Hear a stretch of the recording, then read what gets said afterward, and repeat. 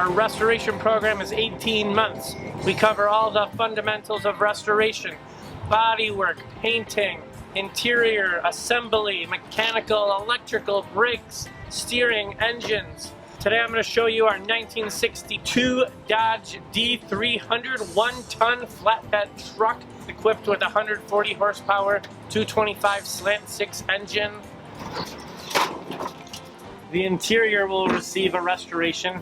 The seat will get reupholstered, springs repaired, padding, cushion, vinyl, and the rest of it will receive rust repair, painting. The flatbed wood will be replaced to appear original. Most would see it as scrap, but I see it as a perfect learning opportunity for our future restoration technicians. If you want more information on our classic car restoration program, visit ohiotech.edu.